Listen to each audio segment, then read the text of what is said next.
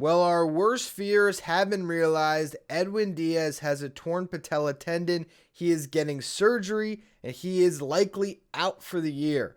Are there other free agent options the Mets can look at? Should they make a trade? We're going to discuss the fallout of this on today's edition of Locked On Mets. You are Locked On Mets, your daily New York Mets podcast. Part of the Locked On Podcast Network, your team every day.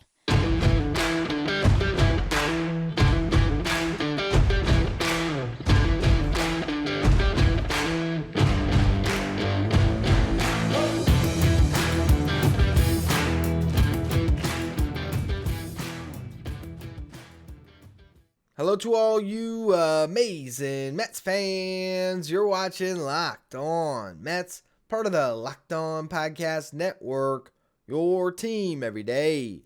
I'm your host, Ryan Finkelstein. If you want to find out my work, follow me on Twitter at FinkelsteinRyan. You can also find some of my writing at justbaseball.com, where I work as the managing editor.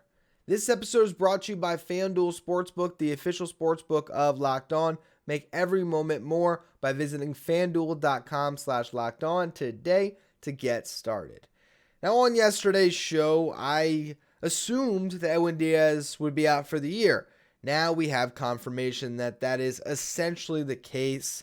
He has what they call the thickness tear to the Patellar Tendon, and he's getting surgery. Got surgery this afternoon. I mean, maybe he's under the knife right now as I'm recording this around 3:30. Thursday afternoon. So with that said, the Mets basically have lost their closer for the year. What Billy Epler, the Mets GM, said about this injury is he said that the general timetable is about 8 months. He said he don't really know a specific timetable for Edwin until they get in there and perform the surgery and they know how the surgery goes. And also, once they can understand when he can start to bear weight on that leg, you can start to get a picture of what the rehab process will be like, but they're not going to have any indication of that anytime soon.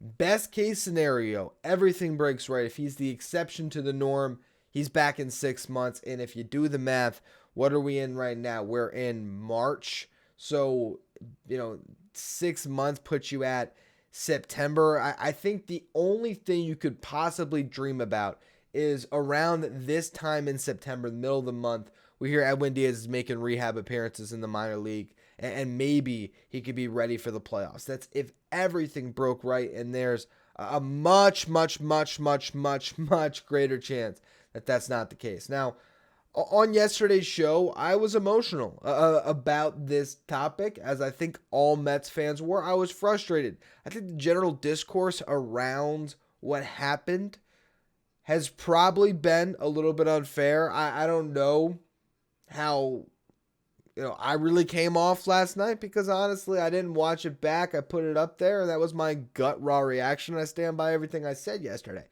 I don't think that this is suddenly going to end the World Baseball Classic. Do I think that there's been some people, like I saw Howie Rose put up something that I actually thought was pretty wise, where he said, why don't you do this after the season? If an injury like this happened in November, an 8-month timetable puts a player back towards the All-Star break. That would also allow you to theoretically have more pitchers available for this type of a tournament. We've seen Max Scherzer discuss a mid-season tournament. Now, that wouldn't necessarily cure this specific injury, but it would allow more pitchers to participate.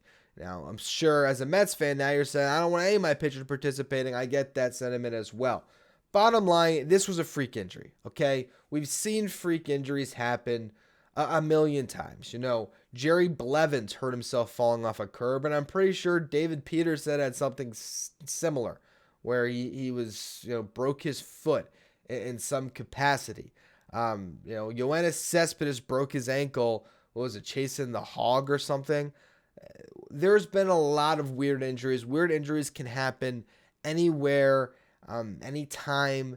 It's not specific to the World Baseball Classic. My frustration, particularly as it relates to this injury, was just the nature of the injury, when it happened, how it happened, celebrating. It's one thing if Edwin Diaz is pitching and he blows out his arm, or, he had like a Mike Soroka injury where he was fielding a ground ball, or the way he was coming off the hill. Actually, I'm trying to remember. I know it was against the Mets. Was it fielding a ground ball, or was it just the way he came off the mound after a pitch? Regardless, if it was something that happened in the field of play, in some ways it makes it easier to stun. But then again, the bottom line is the guy's out. The guy's out. So, we really can't, at this point, woulda, coulda, shoulda. It is what it is. It has happened. And now we have to deal with the reality of it. I don't think that this will stop players from participating. I think it'll give some players a second thought about it. But I also don't think that this means that we should cancel the tournament, or no Mets should ever be allowed to participate again. The Mets just unfortunately end up with the worst possible byproduct of what a tournament like this can bring, which is you put yourself more at risk than in the controlled environment that is spring training. But again, Edwin Diaz could have been walking into Chipotle and, in Port St. Lucie, and for whatever reason, he's looking at his phone while he's walking in, and he steps off the curb wrong and he ruptures his Achilles, or he tears his patella, and all of a sudden, or it's like, oh my God, look at this injury. It's just unfortunate. And now all you can do is just come to terms with that reality, which means someone else is the closer of the Mets this season. Who is that going to be?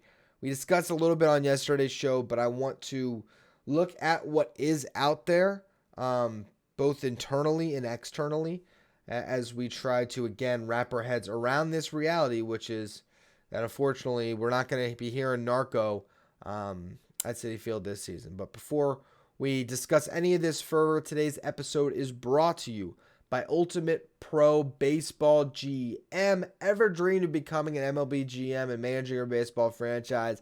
This is definitely the game for you. Manage every strategic aspect of your team. Play through the season. Lead your team to glory. You're responsible for hiring the right coaches and staff, managing the team finances, scouting and drafting players, managing difficult personalities, navigating your franchise through free agency, and all of the ups and downs of a season. All of this in a challenging and realistic game world. Ultimate Baseball GM is completely free and playable offline. Play on the go as you want and when you want to. Once downloaded, best part, you don't need Wi-Fi to play. So if you're going on a flight, got a long drive, somewhere where you're without internet, this is something you can do in app play. Locked On Mets listeners get 100% free boost to their franchise when using the promo code Locked On in the game store. So make sure you check it out. To download the game, just visit probaseballgm.com, scan the code, or look it up on the app stores. That's probaseballgm.com. Check out Ultimate Baseball GM. Start your dynasty today. The New York Mets are going to have to figure out their closer situation without Edwin Diaz now, and that leads you to look internal first. As much as we can point to free agency or the trade market, we're going to get to those options next. This is going to have to come from within, and Billy Epler has spoke plenty of times since this offseason about going into the year with 5 arms you trust. If you have 5 arms you trust, you know that you should, for the most part, be able to have 3 available to you at any time. And really, I think teams, while they still love having a closer, and when you have a guy like Edwin Diaz for the Mets, or the Guardians with Emmanuel Clase, or any of these teams that have one of these top-tier closers, clearly you want that guy that's going to be the one you call to in 9th innings. But a lot of teams do view the closer by committee type at this stage, where they want to have multiple guys that can close games. And I do believe the Mets signed David Robertson this offseason, knowing that if anything were to happen to Edwin, or if Edwin was not available because he got you 6 outs against the Phillies on one, Friday night, you had to go back and go to an arm on Saturday, you'd have a guy with closing experience. Last year, David Robertson had 20 saves. He pitched 63 and 2/3 innings, pitched to a 2.40 ERA, and struck out 11.45 batters per 9. He is still a very effective pitcher. He's coming off injuries that are behind him, and last year he was able to be healthy. Ironically enough, I think David Robertson hurt his Achilles celebrating in the dugout in the ALDS, or was it the wild card round with the Phillies last year? So he's familiar with this. We want all of our relievers. Perfect way to celebrate. Let's clap our hands. Maybe a little fist bump, but with your non-pitching arm. I don't know, okay? But David Robertson is, to me, the clear-cut closer at this stage. You know, he has more experience in that type of a role than Adam Ottavino. You go back to 2014, Mariano Rivera leaves, Robertson fills in, saves 39 games, went to the White Sox, signed a deal with them to be their closer, 34 saves, 37 saves. 2017 rolls around, I believe he was in that last year with the White Sox, saved 13 games, got traded back to the Yankees, and ended up coming into a setup role again, 35 innings pitched, 1.03 ERA. Then was good with the Yankees again in 2018, 3.23 ERA. Bad stint with the Phillies, injured, all that stuff, missed 2020, missed almost all of 2021. Last year got back to being himself. Yes, David Robertson is 37 and will turn 38 in April. That does not, to me, mean anything about his ability to be effective. We saw last year with that low ERA how he still was able to get batters out with ease. He's still able to strike batters out. This wasn't just someone that was fortunate based on some good batted ball luck. He was still a very effective pitcher. He comes into this season, and you know he's got the cutter. You know he's got the curveball and the slider. You know, that cutter that he features most of the time, going to come in at 93 miles per hour. Last year, batters hit 224 against the pitch. Then you look at his secondaries. There's a big difference in velocity. Both of them come in the mid to low 80s, 84.7 on the curveball, 83.9 on the slider. The whiff percentage on both of those pitches are high. Batter swung through his curveball 44.4% of the time, slider 38.2% of the time. They hit 93, that's 0.93 against his curveball last year, only slugged 213 against the pitch. His slider, 167 batting average, 262 slugging percentage. He's going to be fine closing games for the Mets. I think, to me, the bigger thing, obviously, this is an injury that hurts you come October because you want an arm as lights out as Edwin Diaz when you get to that stage. Hopefully, everything breaks right and you can have him back. But if you don't, what you need is Robertson and Ottavino to be those guys, and you need a third or a fourth guy to establish themselves. Brooks Raley, now going to be the third guy in that mix. Drew Smith, who would have been the fifth in those five relievers that you trust for high leverage spots, he slides up to the fourth slot. I think he's okay with that. You just got to find that fifth arm now. But when it comes to Ottavino, 2.06 ERA last year, 10.83 strikeouts per 9. The walks were just slashed remarkably low. For his career, 3.94 walks per 9 last year, 2.19. Last thing you need at this point is for Ottavino to lose his control and he becomes a different pitcher entirely. But, you know, what we saw last season, I think it's very repeatable. His slider is absolutely disgusting. He was a guy you could trust. He stranded base runners 89.1% of the time. His left on base percentage was excellent.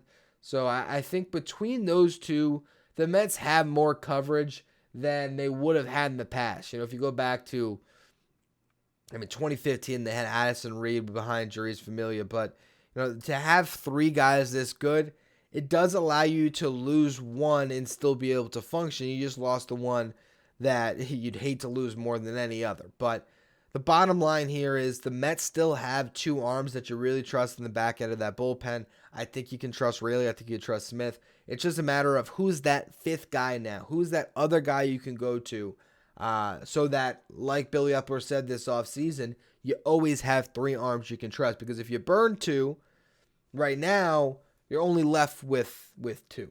So, and even or if you burn three, you're only left with one, which is really the bigger deal as it relates to having as many arms as he would like that you can trust. So, for now, the Mets have some options internally, but there is room to add. Zack Britton is a name to look at. We're going to discuss him next and what else the Mets can do externally to add some help to their bullpen. Before we get to that, though, today's episode is brought to you by FanDuel. We are past the midway point of the NBA season, down to the final stretch run before the playoffs, which makes now the perfect time to download FanDuel America's #1 sports book, because new customers, they're going to get a no-sweat first bet up to $1,000. That's bonus bets back if your first bet doesn't win. Just download the FanDuel Sportsbook app.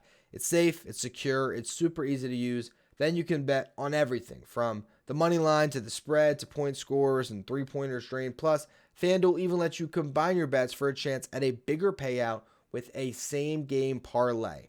I have my eyes on MLB futures already, and you can look at Pete Alonso plus 1,600 to win the MVP. I think that's a nice little bet, but actually to me, Francisco Lindor plus 2,500, like those odds a little bit better. Don't miss your chance at that no sweat first bet up to $1,000 in bonus bets when you go to FanDuel.com/lockedon. That's FanDuel.com/lockedon to learn more. Make every moment matter more with FanDuel, an official sports betting partner of the NBA. If we look towards free agency, there are a couple of arms that makes some sense, and the one that kind of screams out is Zack Britton. Okay, so he is a free agent. Last year, recovering from Tommy John, comes back, has a shoulder injury. He walked like 6 guys out of the 9 batters he faced, so did not fare well. But if we go back in time a little bit, he was the relief ace for Buck Showalter's Baltimore Orioles. 2016, this guy pitched to a 0.54 ERA. I believe that was the year that Showalter was criticized heavily for not getting him into was it a wild card playoff game? I think that was the case. Went to the Yankees most recently, 2019. Pitched to a 1.91 ERA and 61 1/3 in the 2020 season. 19 innings, 1.89 ERA. Didn't have success in 2021. Got the Tommy John. Missed all last year for the most part. Now the question is he healthy? He's 35 years old. He's pitching in a showcase the Mets are at on Thursday. I wouldn't be surprised if they blew everyone out of the water to sign him to just get another arm in here. Buck Showalter would probably love to have Zack Britton back. Gives you another lefty in that bullpen, another guy who's used to high leverage situations, somebody that saved a ton of games from him. If you look back from 2014 through 2017, 37 saves, 36 saves, 47 saves, and 15 saves. Got a lot of opportunities there. For his career, 154 saves. Just gives you another guy who's been there before in that type of a role that you can turn to. I think Britton's the clear answer here. If not him, Corey Knebel is another one. I don't necessarily love him. He had some success with the Phillies last year. 3.43 ERA, 44 2/3. For his career, 3.26 ERA. Was good with the Dodgers in 2021, but I don't know. I don't know. He's coming off a shoulder injury. That's always a scary thing to me for a pitcher. I like Britton more than Knebel, I think, but I understand the Mets, looking a lot of different options here.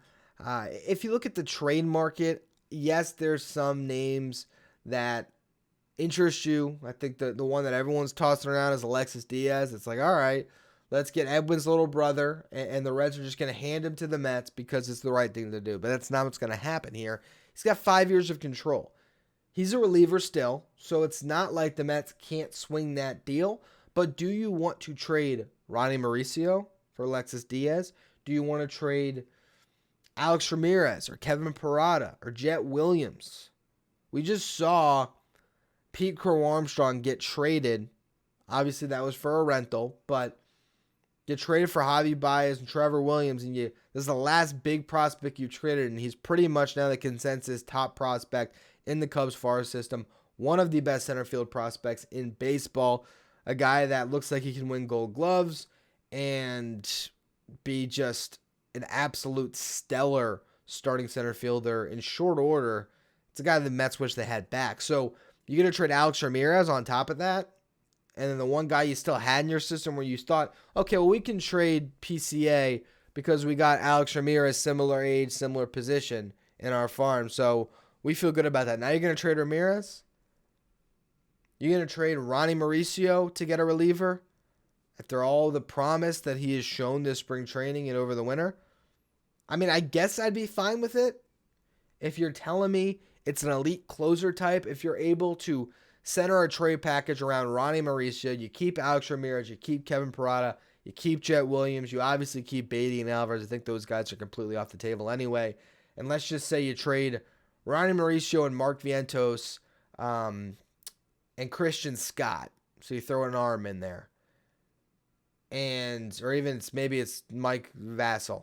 Whatever it ends up being. And you get David Bednar. That would be great.